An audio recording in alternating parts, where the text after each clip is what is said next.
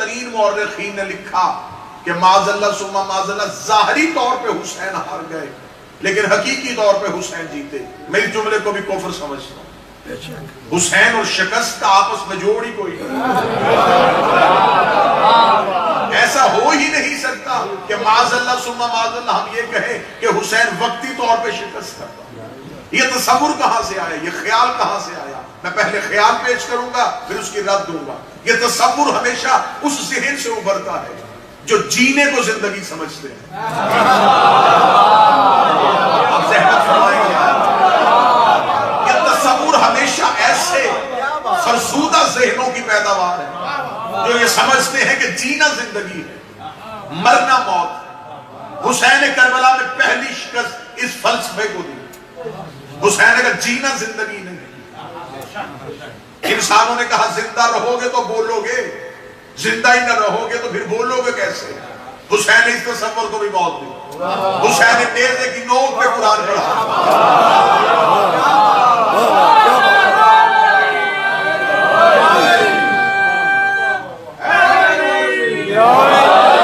حسین نے ثابت کر دیا کہ ہمارے نزدیک زندگی جینے کا نام نہیں. لوگوں نے سمجھا کہ شاید وقتی طور پہ یزید جیتا اور معاذ اللہ ثم معاذ اللہ. ہمیشہ ایک تقاضا ہے کہ جنگ جب بھی دو گروہوں کے درمیان ہوتی ہے تو سوال یہ پیدا ہوتا ہے یہ جنگ ہوئی کس بات پہ. آپ سر سے نہیں آپ زبان ہلائیں گے. مجلس میں بیٹھا ہوا چہرہ شیعہ ہونا چاہیے. اب آپ مجھ پر یہی سوال کریں کہ شیعہ چہرہ کیسا ہوتا ہے. معصوم سے فرمایا تھا, پوچھا گیا تھا مولا چہرہ شیعہ کیسا ہوتا ہے؟ فرمایا جو فضائل امیر میں مسکرائے. یہ واہ واہ سبحان اللہ کہنا خطیب کا قد بڑھانے کے لیے نہیں ہوتا. مولا امیر المومنین کا فرمان ہے بولو تاکہ پہچانے جاؤ. تمہارے بولنے سے پتہ چلے کہ تمہارا تعلق اس گروہ کے ساتھ. ہمیشہ دو گروہوں کے درمیان جنگ یا لڑائی جھگڑا ہو تو وجہ اناد کیا ہے, دشمنی کی وجہ کیا ہے, یہ جنگ ہوئی کس بات پہ. دو لوگ لڑتے ہیں تو درمیان میں کوئی تیسری چیز ضرور ہوتی ہے. وہ حکومت کے لیے تھی جنگ, وہ جائیداد کے لیے تھی, وہ ملک کے لیے تھی, وہ پراپرٹی کے لیے تھی. آخر درمیان میں چیز کیا تھی. پھر ہمیشہ یہ تصور پایا جاتا ہے دو گروہوں کے درمیان جنگ ہوئی, درمیان ایک تیسری چیز تھی جن کو یہ دونوں چھیننا چاہتے تھے. اب جیتا وہ نہیں جو زندہ رہا, جیتا وہ ہے جو اس چیز کو لے گیا. پہلی مجلس میں مقصد حسین آپ کو سمجھا, پھر ہمیشہ یہ سمجھا جاتا ہے وہ تیسری چیز کس کے پاس ہے, وہ پراپرٹی کس کے نام ہوئی, وہ ملک کس کا ہو گیا, وہ جائیداد کون جیت گیا. لہذا جو جیت گیا وہ جیت گیا, جس کے پاس چلی گئی اب وہی زندہ ہے. اب آئیے پہلے ہم عالم انسانیت سے آج یکم چاند رات پہ ہم سوال کرتے ہیں حسین اور یزید کے درمیان وجہ دشمنی کیا تھی. سوال بیعت, یزید چاہتا تھا بیعت کرو, حسین کہتے تھے میں نہیں کرتا. اس کے درمیان میں سوال تھا بیعت کا. اب مجمع جاگے اور تائید کرے گا اور پھر میں جملہ آپ کے ذہنوں کو ہدیہ کرنا چاہتا ہوں. اب ہم نے یہ نہیں دیکھنا کہ مارا کون گیا, زندہ کون رہا. اب ہم نے یہ دیکھنا ہے بیعت کی کس نے تھی. اگر تو معاذ اللہ ثم معاذ اللہ حسین بیعت کر گئے تو پھر اس کا مطلب ہے یزید نہیں تھا. اگر سوال بیعت ادھورا رہ گیا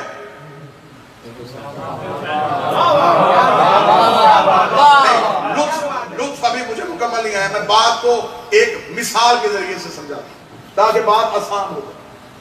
دو گروہوں کے درمیان, دو بندوں کے درمیان, دو انسانوں کے درمیان جھگڑا ہو گیا. جھگڑا تھا وجہ تھی ایک جائیداد, ایک پراپرٹی. دونوں اپنا مقدمہ لے کے لوئر کورٹ میں چلے گئے. عدالت نے ایک فریق کے حق میں فیصلہ دیا, دوسرے فریق کو وہ فیصلہ قابل قبول نہیں تھا, وہ ہائی کورٹ میں چلا گیا. جب وہ ہائی کورٹ میں گیا تو اس نے ہائی کورٹ میں جا کے پھر وہی مقدمہ وہ ہار گیا. اب وہ جیتا, وہ خوش ہے کہ میں نچلی عدالت سے بھی جیتا, اوپر والی عدالت سے بھی. اب وہ جو ہارا ہوا ہے وہ پریشان, فرسودہ چہرے کے ساتھ باہر نکل رہا تھا، اور اس نے کہا میں ابھی ہارا نہیں، میں سپریم کورٹ میں جاؤں، شاید میں وہاں سے جیتوں۔ اب جو جیتا ہوا تھا اگر وہ یہ سوچ کے گھر واپس آ جائے کہ میں تو اس عدالت سے جیت گیا، مجھے وہاں جانے کا کیا فائدہ، تو اسے کسی پڑھے لکھے نے سمجھایا اگر تو وہاں نہ گیا تو یہ وہاں جا کے جیت گیا، تو سمجھ تو پہلی عدالت میں بھی ہار گیا، تو دوسری عدالت میں بھی ہار گیا، تیرا مقدمہ مضبوط ہو جائے گا اگر تم آخری عدالت سے جیت گیا۔ اب وہ آخری عدالت میں پہنچا، اب اسے یہاں سے یہ غرض ہے، اب یہاں سے جیتا تو پہلی بھی جیتا، دوسری بھی جیتا، اگر یہاں سے ہارا تو میں پہلی سی عدالت سے بھی ہارا، دوسری عدالت سے بھی ہارا۔ اب اگر کوئی جملہ بندہ سمجھ سکے، کوئی شہر قابل قبول ہو تو اس شہر کو قبول کرے گا، اس جملے کو قبول کرے گا۔ اسلام کربلا میں، کربلا کے جنگل میں نہیں تھا، اسلام کربلا کی سپریم کورٹ میں آ کے کھڑا ہو گیا۔ اگر اسلام وہاں سے ہار جاتا تو نہ خیبر کی جنگ جیتا تھا، نہ خندق کی جنگ جیتا تھا، نہ بدر جیتا تھا، نہ احد جیتا تھا۔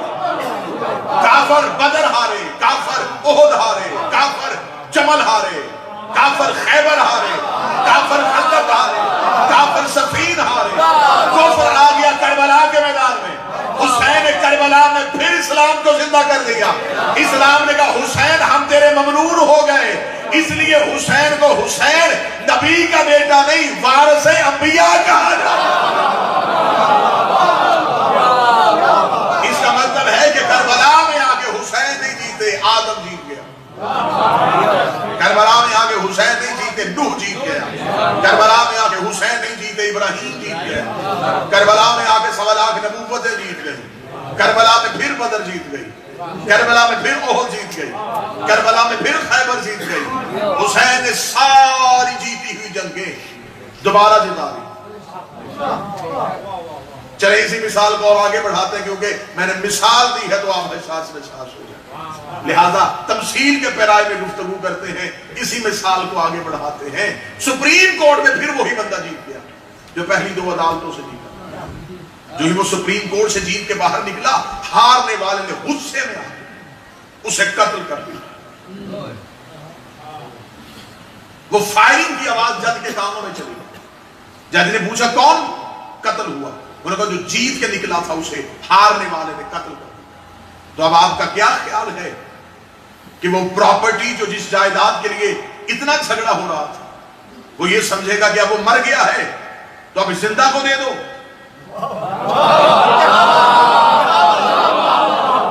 اگر آپ بیدار ہیں اب وہ کیا کرے گا؟ وہ کہے گا کہ وہ مر گیا تو اب اس کا کیا فائدہ؟ یہ تو اب مر گیا، اب جو زندہ ہے اب اسے دے دو، اب اسے کیا فائدہ؟ وہ کہے گا نہیں رکو، اسے گرفتار کرو فوراً، جس نے قتل کیا اسے گرفتار کرو۔ تو صاحب یہ پراپرٹی جس کا ابھی تھوڑی دیر پہلے فیصلہ ہوا، یہ کس کو دے؟ اس کا اس کی اولاد کو۔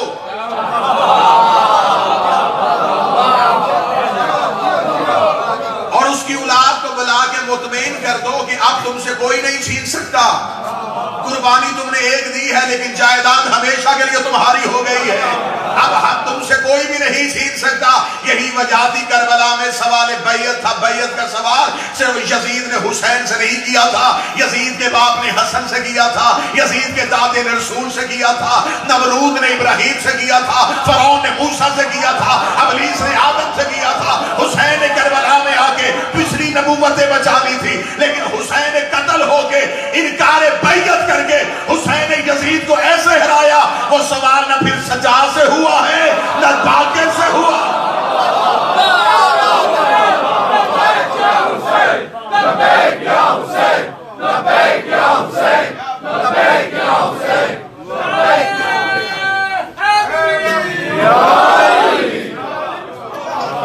اس کا مطلب حسین جیتے کیونکہ حسین کا نظریہ جیت گیا، حسین جیتے کیونکہ حسین جس نظریے کی بنیاد پہ کربلا میں آئے تھے وہ نظریہ جیت گیا۔ اب حسین اکیلے نہیں جیتے، نبوتیں جیتے۔ چلے پھر ابھی اسی مثال کو آگے بڑھاتے ہیں، نتیجہ آگے بڑا اچھا ہے، لیکن اب میں چاہتا ہوں اگر مثال ہی چل رہی ہے تو مثال ہی سے نتیجہ لے۔ اب جو شخص گرفتار ہو کے کٹہرے میں آیا تو اب جج نے کہا کہ کس چیز سے اس نے قتل کیا؟ یہ ایک ریوالور سے. اس سے پوچھو یہ کہاں سے ہوا تھا. تفتیش کرنے کے بعد پتا چلا کہ وہ ہتھیار اس کا اپنا تو تھا ہی نہیں, اس کا تو لائسنس ہی نہیں بنا, وہ تو کسی وی آئی پی بندے کا تھا.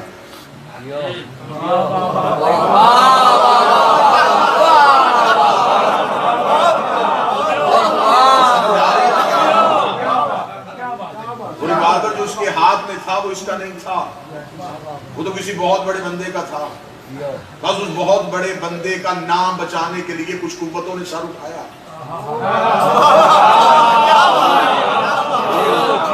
اس بندے سے کہا سارا جرم تو مان لے, اسے بچا لے, کیونکہ اس نے ساری زندگی بڑی عزت سے گزاری ہے. اندر اس کے جرم تھا, باہر سے شرافت کا لبادہ تھا. اب اگر وہ شرافت کا لبادہ اتر گیا تو لوگوں کو پتہ چل جائے گا یہ مجرم تھا, لہذا اس کا جرم چھپانے کے لیے تو اقرار کر لے, ریوالور بھی میرا, خیال بھی میرا, تصور بھی میرا ہے. لیکن لوگوں نے کہا نہیں, ہم تو کھوج لگائیں گے. انصاف نہیں ہو رہا تھا, لوگ سڑکوں پہ آ گئے, انہوں نے کہا ہمیں احتجاج کرنا ہے, ہمیں انصاف چاہیے. یہی کچھ ہوا تھا. مسلمان چاہتا ہے صرف یزید مان جائے کہ میں نے حسین کا قتل کیا تھا. ہم ہر سال یکم محرم کو احتجاج کرتے سڑکوں پہ آتے ہیں, ہم کہتے ہیں ہم نہیں مانیں گے, ہمیں پہلے یہ بتاؤ یزید کو یہ خیال کس نے دیا تھا, یزید کو یہ تصور کس نے دیا. ہم زمانے سے تقاضا کریں, یہ ہے عزاداری, یہ ہے عزاداری کا.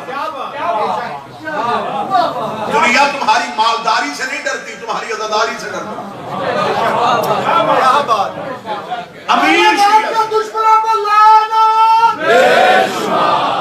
امیر شیعہ سے زمانہ نہیں ڈرتا, عزادار شیعہ سے زمانہ. قتل ہمیشہ جلوس نکالنے والا کیا جاتا, اسے مار دو. کیوں؟ ہم کسے کہتے ہیں, ہم تو بدن بھی اپنا زخمی کرتے, خرچ بھی اپنا کرتے, پھر ہمیں کیوں مارا جا رہا ہے, پھر عزاداری پہ مبنی کیوں ہے؟ اس کا مطلب ہے کچھ بڑے لوگوں کے نام چھپائے جا رہے ہیں.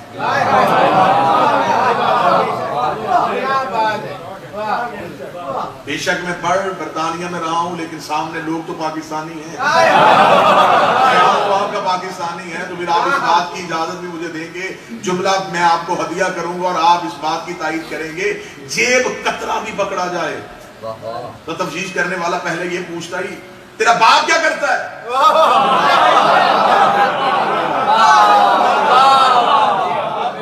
کوئی بڑا لکھا سمجھدار سے سوال کرے جرم اس نے کیا, باپ کا کیوں پوچھ رہا ہے؟ اسے کہا پتا کروں یہ خاندانی جرم تو نہیں کرتے. باپ اچھا ہوتا تو بیٹا جیب کترا ہی ہوتا, تربیت غلط ہوئی ہے تو جیب کترا بنا. زمانہ ہم پہ الزام نہ لگائے, ہمیں صرف یہ بتاؤ یزید کا باپ کیا کرتا تھا.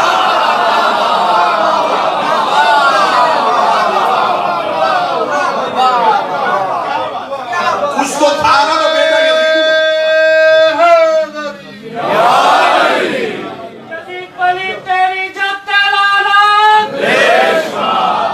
کچھ تو تھا نا جس کی وجہ سے یزید بنا. آج مولوی نے ہم پہ احسان کر دیا, اس نے کہا جی ہم بھی مانتے ہیں یزید غلط تھا, حسین صحیح تھے, تو احسان نہ کر ہم پہ.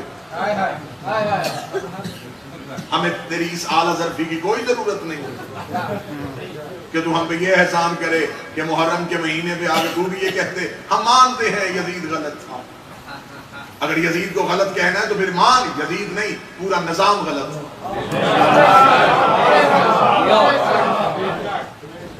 نظام غلط کہتے نہیں, یزید غلط تھا, نظام ٹھیک.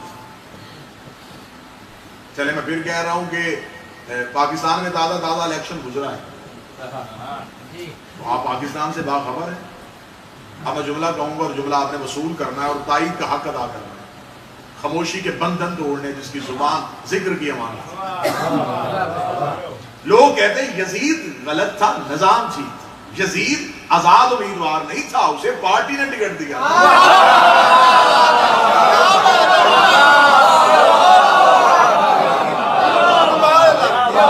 آپ کو کس نے کہہ دیا کہ یزید آزاد امیدوار؟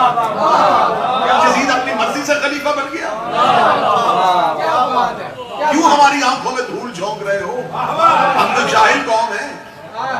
یہ اپنے بچوں کو سناؤ ایسی کہانیاں ایسے خیالات کو ہم نہیں مانیں گے. یزید خود ہی تخت پہ چڑھ کے بیٹھ گیا اور اس نے اپنے آپ کو خلیفہ کہہ دیا. اس میں اتنی جرأت کہاں سے آئی؟ اس کا مطلب اس سے پہلے بھی کچھ لوگ غلط منبر پہ بیٹھے تھے، جس کی وجہ سے اس کے دل میں جرأت پیدا ہو گئی کہ اگر وہ بیٹھ سکتے ہیں. آپ آج کہہ رہے ہیں یزید غلط نظام تھی. ہمارا سوال یہ ہے صرف یزید غلط نہیں، نظام غلط. جس نظام کے تحت وہ یزید خلیفہ بنا وہ مکمل نظام غلط تھا. صرف ایک اینٹ کیوں نکال رہے ہو؟ حد ہو گئی، تم نے لانتی بھی مرضی کے رکھے ہیں.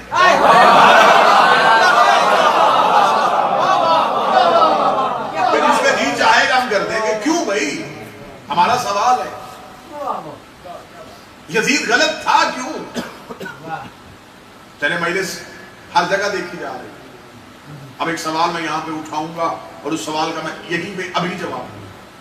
سوائے ہمارے ہم ماتمیوں کے، عزاداروں کے، کالے کپڑے پہننے والوں کے، علی ولی اللہ پڑھنے والوں کے، سوائے میرے مذہب کے کوئی مسلمان اپنے مذہب کے اندر رہ کے مجھے یزید کی حکومت غلط ثابت کر کے دیا.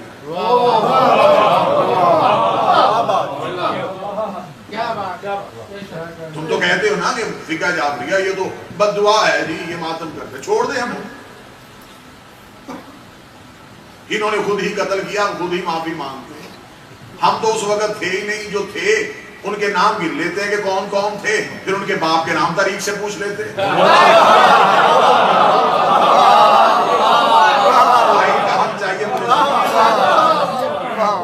کہیں بیٹھ جاتے ہیں جو اس وقت موجود ہے، ہم تو دیر نہیں بیٹھے.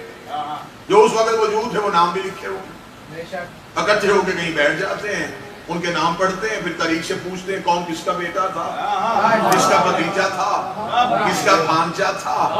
پھر جب تاریخ وہ چہرے دکھا دے تو پھر آپ بتا دیجئے گا درود کے قابل ہیں یا لعنت کے قابل ہیں.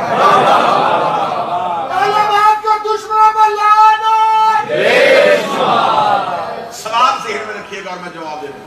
کوئی بندہ سوائے ہمارے مذہب کے، ہمارے یزید کی حکومت کو غلط ثابت کر دیا.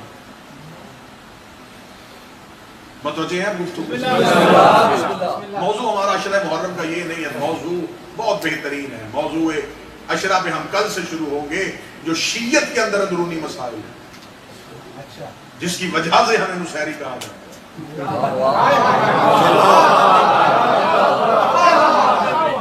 قاضی اور مشرک کہا جاتا ہے. کل سے میری مکمل گفتگو اسی وجہ پہ ہے کہ ہم ثابت کریں قرآن سے کہ اللہ مشرک کسے کہتے ہیں. اللہ کے ہاں شرک کسے کہتے ہیں؟ اللہ کے ہاں اللہ کے ساتھ کس کو ملانا شرک. پھر آخری تقریر میں ہم نتیجہ نکالیں گے کہ مشرک ہم ہیں یا پھر آپ.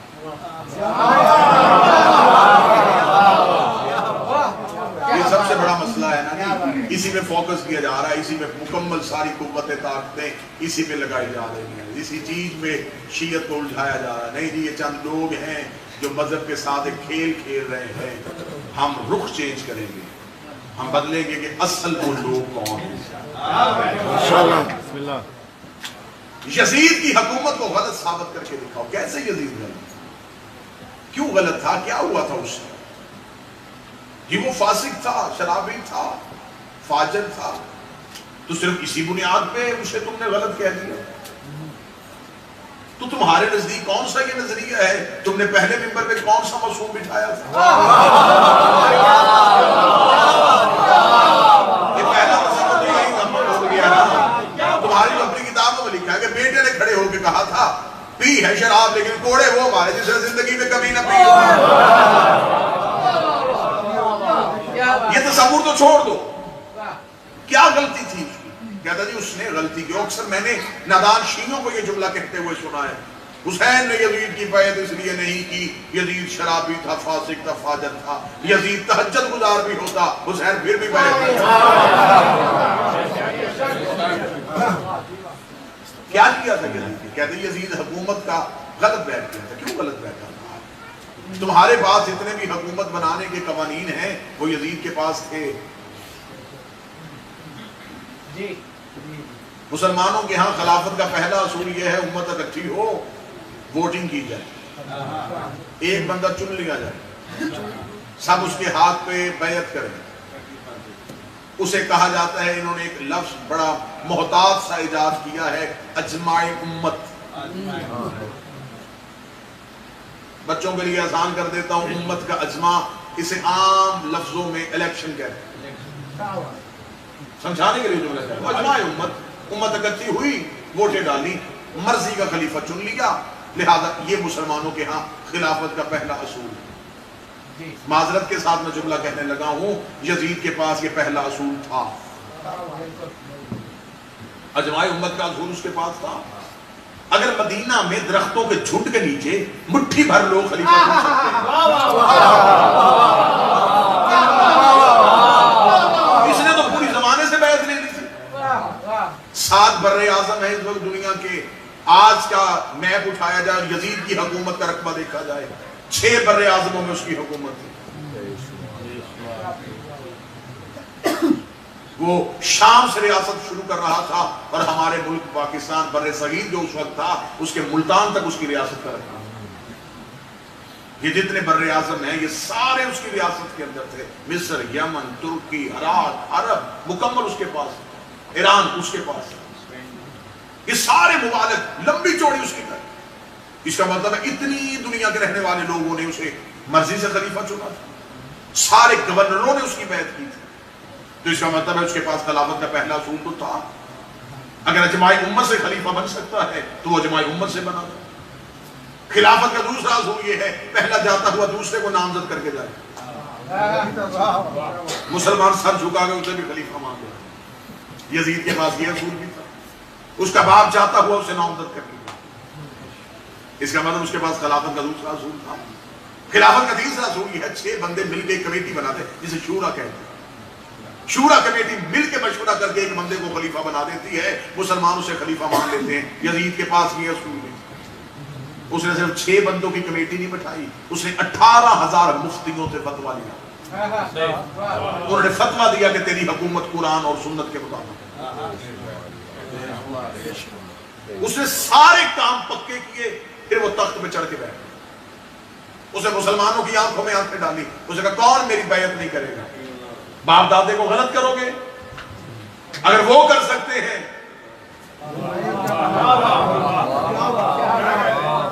تم کیوں نہیں کرتے؟ اب وہاں پہ کسی زبان میں طاقت ہی نہیں تھی، کوئی کہتا کہ تم بد کردار ہے تو ہم تیری بیعت نہیں کرتے، تو پھر وہ بڑے بڑے چہروں سے پردے اٹھا دیتا۔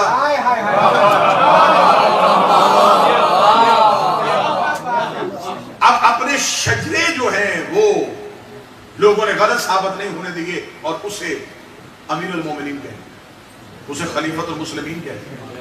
اس کا مطلب ہے کہ تم نے یزید کو آج کہا یزید غلط، جہاں تک مجلس سنی جا رہی ہے، میں شیعہ قوم کا سب سے چھوٹا خطیب امام حسین کا ادنا سا آدمی ہونے کی حیثیت سے یہ گزارش کروں گا کہ آپ زحمت نہ فرمائیں، آپ یزید کو صرف غلط نہ کہیں، آپ یزید کو بھی ٹھیک کہیں۔ جہاں آپ نے اتنے یزید چھپائے ہوئے ہیں اسی کو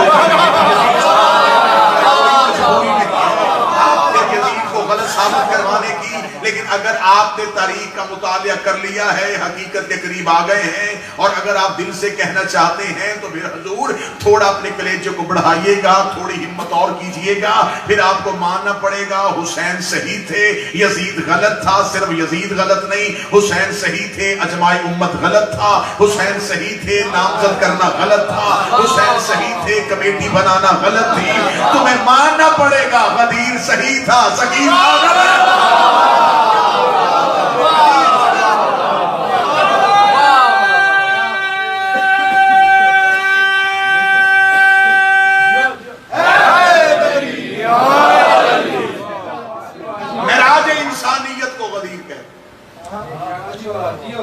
عروج انسانیت کو غدیر ہے، انسانیت کی بقا کو غدیر ہے، اسلام کے دستور العمل کا نام غدیر ہے، منشور انسانیت کو غدیر ہے۔ تم شوکر کے سجدے کیا کرو اور فخر سے زندگی گزارا کرو، تمہارا تعلق غدیر سے۔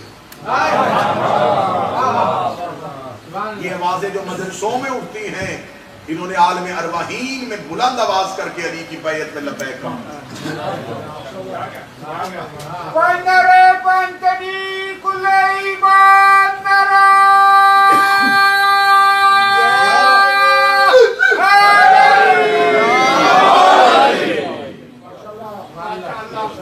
یہ مجلسیں بقائے غدیر،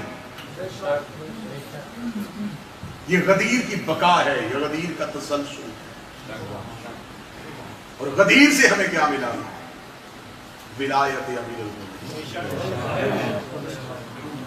علی ولی اللہ۔ ہمیں غدیر سے، آج بندے کہتے ہیں کہ علی کے نام پہ مر جاتے ہیں، مجھے مولا کی قسم، رسول غدیر میں صحابی کا ہاتھ پکڑ کے اٹھا دیتے، ہم اسے مان لیتے۔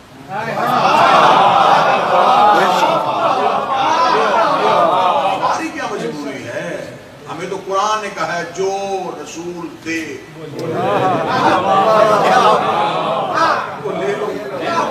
رسول نے ہمیں علی دیا، ہم نے لے لیا، اب ہم کسی کو دے نہیں سکتے۔ ہمیں رسول نے دیا، اب مولوی ہم سے کوشش کر رہا ہے کہ ہم سے علی وقت اچھی نہیں، اور یہ خود امیر المومنین نہج البلاغہ میں فرمایا۔ آپ کہتے ہیں نا کہ ہمیں مولا علی پہ بڑا ناز ہے، ہمیں بڑا فخر ہے، ہمارے رہبر علی ہیں، ہمارے پیر علی ہیں، مولا علی کو تم پہ کتنا ناز ہے؟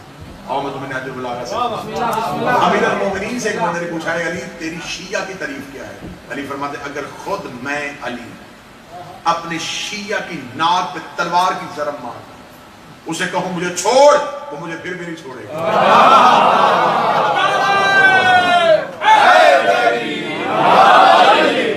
اگر میں اپنے شیعہ کی ناک پہ ضرب مار کے کہوں مجھے چھوڑ دو، مجھے پھر بھی نہیں چھوڑے گا۔ اور یہ کہہ کے امیر مسکرائے اور مسکرا کے فرمایا اگر میں اپنے دشمن کو پوری دنیا کی حکومت دے دوں اور اسے کہوں مجھے مان، وہ پھر بھی نہیں مجھے مانے۔ سامنے بیٹھے ہوئے ایک شخص نے کہا وہ موت سے ڈر نہیں رہا، یہ دنیا کی طلب میں تجھے مان نہیں رہا، وجہ کیا ہے؟ تیری محبت میں کون سی چیز درمیان میں مانے ہو جاتی ہے؟ فرمایا حلالی اور حرامی۔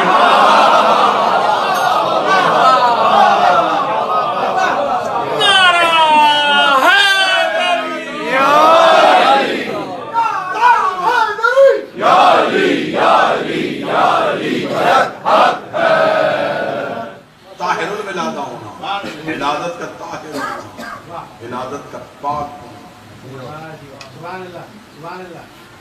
آج اکثر شیعہ نوجوان ہم سے سوال کرتے ہیں کہ محمد بن ابی بکر کو کیوں مانا جاتا؟ غدیر میں رسول منبر پہ تھے، اسما بنت عمیس کے خیمے سے ایک بچے کے رونے کی آواز،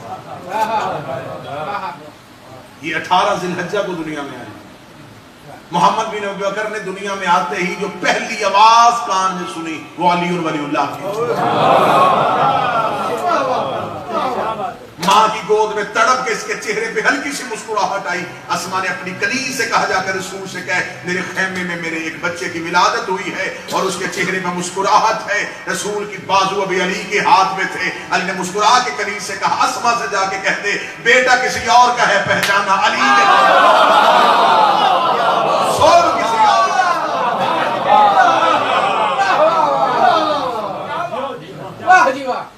کیونکہ اس نے علی کی ولایت میں گواہی دے دی۔ علی ولی اللہ دشمن کا بیٹا بھی پڑھے تو اس کی بھی عزت ہوئی۔ 5ویں بادشاہ نے حضرت میثم تمار کے بیٹے یعقوب سے کہا تھا یعقوب علی کے دوست کو دوست رکھ، چاہے وہ تیرے باپ کا قاتل ہی کیوں ہو، اور علی کے دشمن سے دشمنی رکھ، چاہے وہ تیرا باپ۔ یہ مجلسیں تسلسل غدیر ہے۔ انشاءاللہ کل سے آپ بھی زحمت فرمائیں گے، ٹھیک 9:30 بجے میں آپ کے سامنے سجدہ ذکر شروع کروں گا، ہماری عشق کی نماز شروع ہوگی انشاءاللہ ٹھیک 8:45 بجے تک مجلس شروع ہو جائے گی۔ مجھ سے پہلے ابرار بھائی نے پڑھنا ہوگا، رضا بھائی نے پڑھنا ہوگا، ٹھیک 9:30 بجے، تاکہ بہتر طریقے سے آپ کے سامنے تفصیلی طریقے سے آپ کے سامنے ذکر ہو۔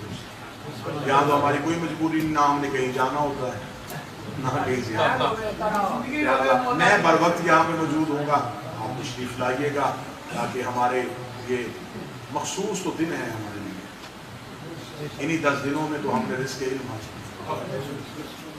انہی 10 دنوں میں تو ہم نے حسین ابن علی کی دہلیز پہ چکی. الغدیر کتاب لکھی تھی علامہ امینی نے، بڑے مشہور عالم دین احمد زردشتی. الغدیر کتاب کئی جلدوں پہ مشتمل ہے، بڑے صاحب کرامت عالم دین. انہوں نے اپنے مرنے کے بعد اپنے بیٹے کو خواب میں زیارت کی. انہوں نے کہا بابا بخشش ہو گئی، فرمایا زندگی میں ہی ہو گئی. انہوں نے کہا بابا جس عالم میں تو رہتا ہے وہاں سے کوئی خبر مجھے دے، مولا کو کون سا عمل آپ کا سب سے زیادہ قابل قبول؟ یقیناً بابا جو آپ نے الغدیر لکھی تھی علی کو وہ پسند آئی. فرمایا بے شک پسند آئی، لیکن یہ عمل اتنا قابل قبول نہیں. اس نے کہا اچھا بابا پھر آپ جو اتنی درس و تدریس کر کے گئے، اتنے جید علماء کو شاگرد بنا کے گئے، وہ ہمارا عمل قابل قبول ہے لیکن اتنا. میں نے کہا بابا پھر کون سا عمل ہے جو آپ کرتے تھے اور وہ علی کو اتنا قابل قبول ہو گیا؟ فرمایا جو میں مجلس شبیر میں جاتا ہوں. صاحب الغدیر علامہ امینی نے اپنے بیٹے سے کہا ہر چیز چھوڑنا، ذکر شبیر کو قضا نہ کرنا. جہاں مجلس حسین ملے دوڑ کے جاؤ، چاہت سے جاؤ، جستجو سے جاؤ.